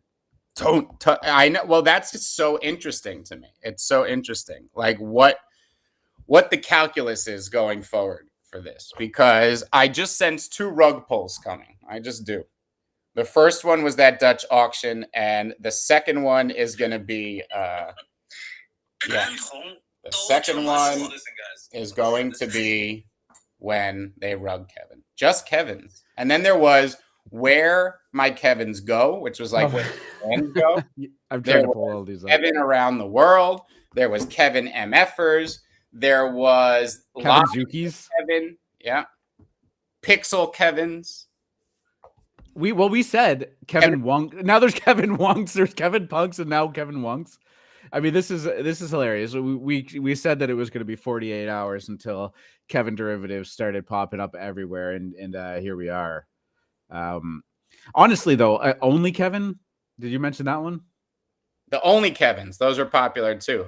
I don't get it. The Kevin Punks, I see they're mooning. They're doing okay, but I want something more Kevinish like this. This is pretty Kevinish, yeah. I mean, again, going back to Pixelmon, it was horribly botched. People were very upset about it, but this is, like, honestly, Kevin is the best case scenario for that project because it's keeping eyes on it in a very good light. People are having fun with it. They're memeing the shit out of it. There's derivatives coming out of it. And, if there was one thing that I would say to Pixelmon is, go ahead. I hope you're using that money to fix what you need to hire an appropriate team to put out what you promised on the onset of your project. But now, don't fuck with Kevin. I don't know how else to say it. Just don't fuck with Kevin. No, I think Kevin is going to burn out, right? People are going to get sick of Kevin. All the Kevin stuff is going to crash, but then pay attention to the ones that, quote unquote, had a moment, especially the underlying Kevin himself. Again, I think I'd be too scared to buy the actual Kevin, given what is possibly coming with the metadata. Yeah. Kevin is, yeah, I agree with that. But I gotta say, like, I gotta believe that for all of the shit that this the Pixelmon team has put out to date, that they will understand what they have in Kevin and at least just lean into it. Maybe that will or won't be the case, but I'm assuming the community is going to speak up on Kevin's behalf and keep Kevin in action here. On Kevin's behalf. What are we even saying? No, Kevin needs representation. Get this guy an agent. Get this guy, a Hollywood movie, a Netflix Make series. Sure he's not erased. We cannot erase Kevin. No, don't forget about Kevin. Kevin cannot be forgotten. No, and Zopal's saying memes move markets. They absolutely do. Kevin, everybody in NFTs right now is going to look back on this area of the NFT trend or NFT life cycle and see Kevin and remember it with fondness. Because as we go further into the future, things are going to change. We're going to have more people, but Kevin is going to be an OG NFT participant. Inside joke. You're going to get Kevin. And I think that, I get it. I get why it's so popular. I get why these have mooned. I don't think that this is bad for the market. I don't think it's a shame. I think Pixelmon in general was bad for the market, but Kevin was literally the best case scenario to come out of Pixelmon. I think it was better than if they had just looked good. Maybe not for the holders. I shouldn't say that because I don't want to see people get like rugged or catfished in that way. But I mean, this is the best exposure for Pixelmon they could have asked for. Correct. Kevin Maxey. Kevin. So is Lazy Lima. He is Kevin. We are all Kevin. Just Kevin. Kevin Zuki, Ken Wonks, yeah. Most of these derivatives are not doing well. This isn't like a buy thing. This is just people having fun and being pure degens. But Kevin Punk's actually doing pretty well. 0.87 on the floor, 332 ETH in volume traded, and a great supply of just 555. So Kevin Punks are a thing. But yeah. What else are we looking at here? Let's turn some music on. Do we have any other projects that we were going to go over? I think I've exhausted all of my awful tabs here. Dippies, Battleflies, Lemon Friends. Turn some music on. Just chill out a little bit. Lazy Lima is Kevin. Yeah. Oh, Weed Gang. Thank you, Mike. Oh, I knew you were going to remind me. Thank you. Appreciate that. Now let's just find which browser I had that pulled up on. Weedgang.game. Have you heard of this one, Free Market? A lot of people bringing it up. You would think I would have, right? Oh, I mean, there's a lot going on. Not necessarily. Yeah, Weedgang.game. I've heard it talked about. That's not a bad-looking varietal they seem to have there in the banner. What strain would this be? What are we looking at here? Unfortunately, it's live and on the plant, it looks like, and it's too zoomed in for me to tell. If you needed me to take a shot in the dark here, let me see. Let me calibrate my brain. Yeah, it's too tough. Close thing. I would just be taking a stab. I gotta lean chemish dieselish just based on the structure there. So something chem diesel. I mean, I'll throw it out. I'll just say I'll say it's a ChemDog back cross. I'll say it's a ChemDog back, even though I know that's wrong. I can't place it. It's too zoomed. I remember a time where we just called it wheat. Yeah. No, you know what, Destry? That's actually a good guess. It does kind of look like GG4. GG4. Yeah. Gorilla Glue number 4, which was sued by Gorilla Glue and forced to change their name to GG number 4. Right. Now, the 4 refers to the 4th phenotype in their hunt. When you grow out plants from 2 parents, cannabis is a dioecious plant. That means there are male and female varieties of cannabis. To make new seeds, you need one of each. You need a male and a female. The male has to pollinate the female. Now, want a male plant and a female plant. Well, no, but as you can imagine, just like with children, once you have 100 offspring or 200 offspring that plants produce, you will get a lot of variation. Some will be studs, some not so much, some in the middle, some will Hell, some are going to smell like things you've never seen before as they take on traits of great-great-grandparents that were recessed and only came out in service. So, you grow out hundreds of plants, only one or two are keepers, as we call it. For Gorilla Glue, there were a few of them. The most famous is the number 4. So you know it as GG number 4, was the 4th phenotype in his hunt. And there it is, Gorilla Glue number 4. I understood some of what you said there. Yeah, no, it's just a good guess based on the coloration and all that type of stuff there. Could we... Now, did I hear this was a P2E game? Sure is. Feed, trade, get paid. Interesting. Play to earn, collect legendary strains, own your in-game assets. Weed Gang is a multiplayer on-chain DeFi strategy game that combines utility-based NFTs with a tokenomics model and PvP gameplay. Player versus player. That's bold. Curious as to how that a multiplayer risk game. Maybe that's kind of PvP in the sense of like wolf game or whales game or something. Maybe not. Let's read further. Weed Gang pushes the boundaries of P2E game theory using a sophisticated tokenomics model for the in-game currency racks, combined with multiple types of NFTs and game mechanics for probabilistic breeding, risk-based PvP battling, and a rich trading ecosystem. What is racks? Does that have any meaning to you? RAKS? Is that like a nod? RAKS? No, it doesn't mean anything to me. I don't know what it is. These are going down for 0.08. You could stake your strains immediately to generate racks, which will allow you to battle and breed. Oh, they must mean racks like 10 grand, right? Could be. A rack. That's what I thought. A rack, yeah. A band is $1,000, right? Yeah, rack comes from the casino rack, right? Yeah, of, $100 chips. Yep. Yep. But in my head, it's spelt with a C, so I get RAKS was their spelling. You said racks. RAKS is theirs, yeah. That's why I had no idea what it meant. Very nice looking. Who's on the team? Let me see if it's anyone in the cannabis industry I know.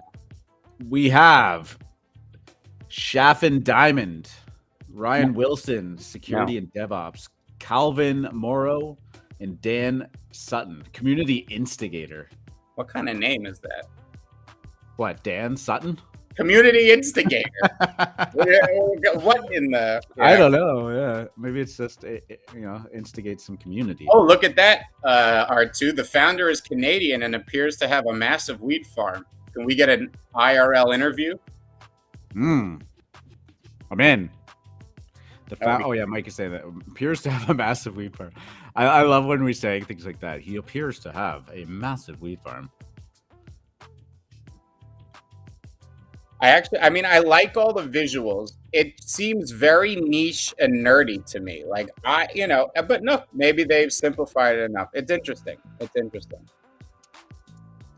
As somebody who's been deep in both industries, cannabis and NFTs, I have felt like nothing has quite honored cannabis yet, or nothing has been smart. And I think, art needs to move stuff forward. Like just slapping the word weed on art isn't it. So maybe this concept is. I'll dive into it and see it here. But up till this point, I haven't seen anything cannabis related I've loved. But I'll dig in on Weed Gang today. Yeah, it's 5 p.m. Eastern going down too. For those who know. I like the people talking about it. You seem to have like an interesting take on it. I might stick around and see. I guess that's pre-sale. I'm not going to be able to get in on that now. They did a Spaces with MVHQ, Doodles, and have a lot of interesting videos on cannabis farming. Interesting. That's cool. Thank you for bringing that up. I saw it on the daily drops in AlphaMint. Now, if it had said whiskey game, I would have clicked on it. I didn't know Doodles would host a project like that. That's it. Do they do?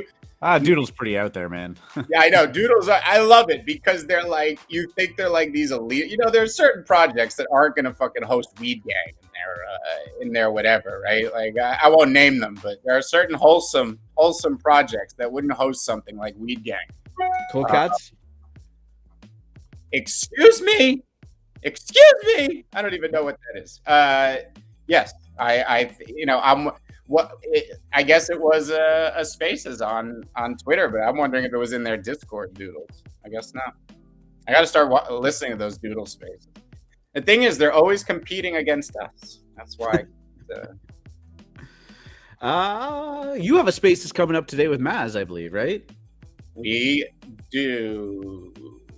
Yes, there's a scheduling. We have to finish up. We have to get the scheduling lined up. So I don't have a time for you right now. We're discussing that. We are trying to make it easier for people in the European time zone to tune in, because when we were doing 9 p.m., obviously it was close to morning in Asia and evening in America, but Europe was kind of squeezed out of that. So we're trying to figure out a better time for that. And hey, ogres have almost minted out. We're at 2,800. I'm hoping I could sneak one more in here before they run out. But yeah, we'll see. Dope. For anybody that's interested, we got about maybe 15, 20 minutes left in the show-ish. If you want to come up on stage with us, the link is up in the AM show chat for the Moon Lounge members, as always. More than welcome to. I think we got some other stuff we can go over too. Jurassic Forest saying rack of high society equals $10,000, and I gotta say the only thing that I can ever think of is Mike McD asking for 3 racks of high society as he walks into what's his name's poker club. Poker club? Stack of high society. Yeah. Oh, rack of high society. Stack. Yeah, 3 stacks of high society. That's right. Rounders. What's the guy's name? John Malkovich plays him. Teddy KGB. Oh, Teddy KGB. Yes. I'm due for a watch of that movie. Splish my putt. Splashing is a fucking pot. Don't splish the fucking putt. You know what? It's actually funny. I don't know if you've watched Billions, but he basically became that character for like a season and a half. Yeah.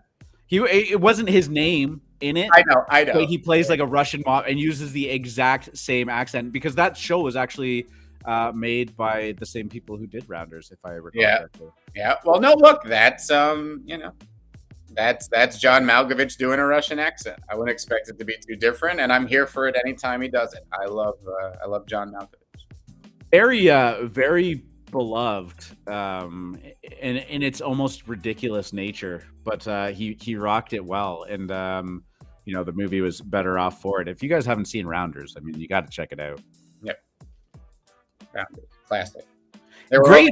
Great movie to talk about poker and like put people in like a poker scene without like shoving it down your throat, like some of those movies, like they go too in depth, they'll like stop the movie and then they have to explain, this is the turn, this is the river, and it like really pulls you out of it.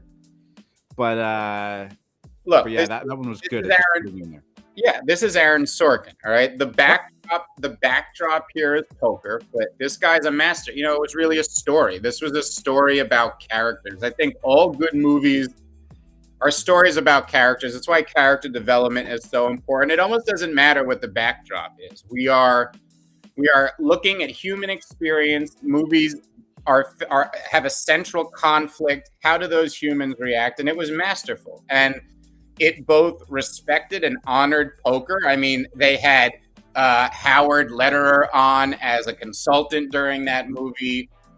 It was very, very accurate to how poker is actually played. Remember, most movies portray poker in a way that is never played, that a rich person could just come in and keep raising until you don't have any more money and could just force you out of the game. That's not how poker works. But in movies, it was nice. It was this nice dramatic effect that some guy could just say, well, I raise you my car, and now because you can't respond. That's how poker works, okay? It's so true, yeah. No, and honestly, until Rounders, it was always portrayed that way. Like that, I don't know how that trope started, but Rounders changed that. They managed to really honor it. And I will tell you, they go into some deep professional game theory there without it bogging down the movie and boring, Yeah.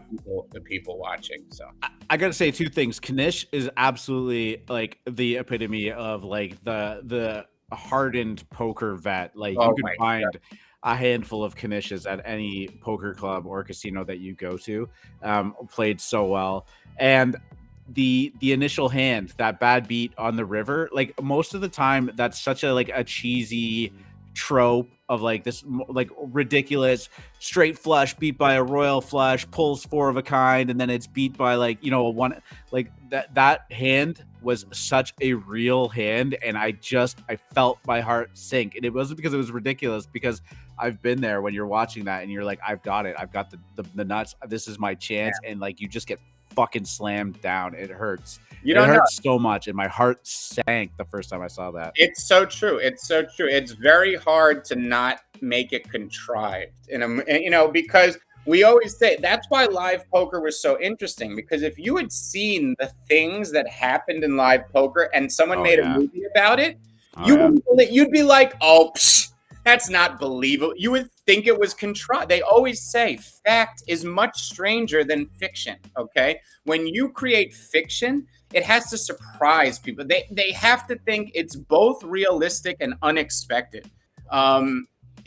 It's extremely masterfully done. And the line that the Knish says to him when they're in the locker room, and he says, I am trying to teach you how to play off of my bad beats, okay? And you're not listening, right? This is what, you're a young kid. We all have something we're great at, but what makes you great is also your Achilles heel. And that was the central conflict of this movie, whether people realized it or not. What makes you great can also take you down. And the Knish, as Jurassic is pointing out in the chat, he was a grinder. He wasn't out there hitting home runs. He wasn't going for the glory. He wasn't trying to get to Vegas and win the World Series of Poker and be the number one guy. All right. This was what the main character was pursuing. He was flying, he was going for that goal. And it's learning about harnessing what makes you great and using it to your advantage versus getting bogged down by it. Well, I think there's a fantastic parallel that you can draw between poker and NFTs, poker and crypto, poker in the stock market, because a lot of those people, especially when online poker got shut down in the States, sought out other like high risk like gambles, right? And when I say gamble, it's all about extracting positive EV out of a play, whether or not that particular play worked out. It's whether or not it works out in the long run. But a lot of those styles translate into NFTs. The idea of bankroll management translates into NFTs, right? Not overextending yourself, calculating the pot odds, internalizing what the success chance of a project is, how high the upside can be versus how much you're actually risking. Like the parallels are actually just almost endless, I loved how subtle the idea of physical tells were, because I think also one thing that's portrayed in the movie is people way too much. They're like physical tells play so much. And don't get me wrong, I mean, amateurs have a very hard time hiding what's going on and what they're doing. Unless you have a natural inclination to have a poker face, you can be read. But when it comes to professionals, physical tells, they overemphasize how much they're used in movies, but I thought Rounders did it perfectly. You'll never look at an Oreo the same if you watch that movie. So go check out Rounders. I thought they did it brilliantly. They walked a great line there. So I played poker in casinos 20 to 40 hours a week for the better part of a few years, as basically my second part-time job. And I got to say, in all of that time, I found very, very, very few physical tells on people. Yeah, right. It's like, rare than you think. And the thing is, you need a sample size too. Like you can't just be like you need to be playing with this person for several hours, and it being like spot on every single time. You can pick that up, and or you have a long history with them, but days and months before you can really zero in on a physical tell and say that it's actually something. But, yeah. Some of the stuff you see there though in casinos, like, oh my god, we call each other degens in the NFT world and whatnot, but some of the stuff was just absolutely mind blowing. Like, just whew. It was invented in poker, guys. What you know is degen was invented in poker. I mean, poker tournaments are long. They're drawn out. There's nothing to do when you're not in a hand, in between hands and shit. So poker players come up with creative ways to pass the time, like props, which is betting on which colors come out on the flop. So even if you're not in the hand, you'll pick hearts. And if the flop comes out all hearts, you have to pay the other person. You'll say, all right, let's play props, $200 each. You'll take a set like, I'll take aces and I'll take hearts, and you'll take jacks and you'll take spades. And anytime it comes out on the flip, that's what poker players do. Phil Ivey was once sitting in the airport. The flight was delayed because of weather. They were waiting for a plane. They were betting $10,000 on raindrops on the window, which one would get to the bottom first. There was 3 poker players all waiting for a plane. Oh, yeah. They sat by the window at the airport, raindrops hitting the window. They'd each pick one and race them to the bottom of the window and see who. I remember, like, even just some of the ridiculous prop bets of, like, in Vegas during the World Series. They would bet somebody that they had to shoot 54 holes of golf in like under 8 hours, and they had to shoot below like an 80 on at least one of those rounds or something. Yeah. And like this guy, it might have been less than 8 hours. It was like a ridiculous. And like he would literally just shorts and t-shirt in his bag, no cart, by the way, too, sprinting through the desert. And like they would put like $300,000 on this shit. Like it was wild. Some of the stuff that people were doing, like pure degen gambling. Gotta love it. Fun. Man, every time we talk about this, I'm like, Vegas. I got to go to Vegas soon. I haven't been in a while. Got to go to Vegas. Yeah, you want to do it in the summer? Yeah. That's when the World Series is. Yes, that's true. Yeah, the action comes in. It should be the first time in a few years that it's actually going full force, too. Yep. Seems to be the case. Awesome. Guys, thank you so much for hanging out with us at the end. We kind of just started rambling on about poker, but somebody's asking when AM poker. Let's try and set something like that up. You want to do a Poker Stars thing? Put the lemons in the middle. I think that sounds beautiful. Lemons in the middle. No lemons. I would never risk it. As much as they're being fudded in the degen dojo, I would never risk my precious lemons.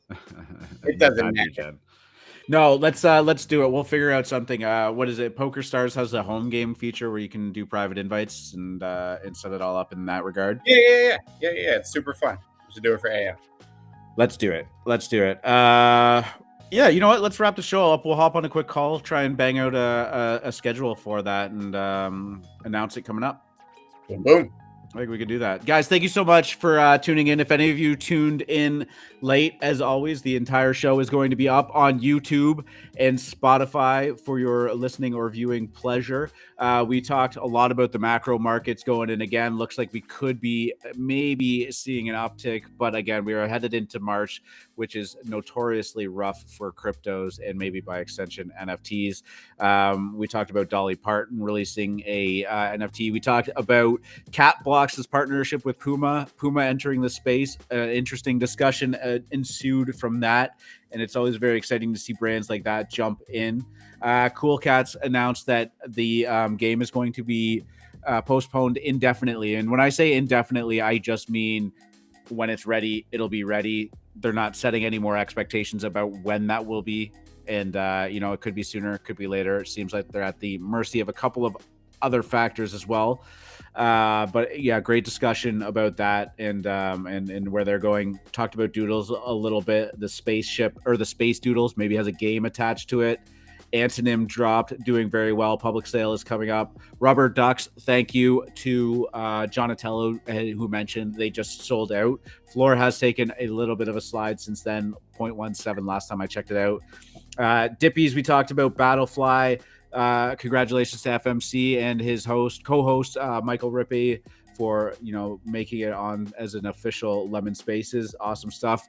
Talked a bunch about the Kevin saga, I guess we could call it. All the derivatives coming out, some of them doing well, some of them not. Somebody asked if they were missing out by not participating in the Kevin drops. No, I don't think so, but it is fun and it is pure degen. We capped it off with some weed gang discussion. Thank you for bringing that up, Mike. We were not. Yeah, I think it looks good. And then we kind of finished off the show with a bunch of poker talk. So that's where we are right now. D Nice, good morning. You're here a little bit late. We are actually just wrapping the show up, but we appreciate you coming nonetheless. Guys, thank you so much. As always, love doing the show. Love seeing everybody in the crowd there. Free market, you want to do the thing? Say the words. Good luck at the tables, D-Gens.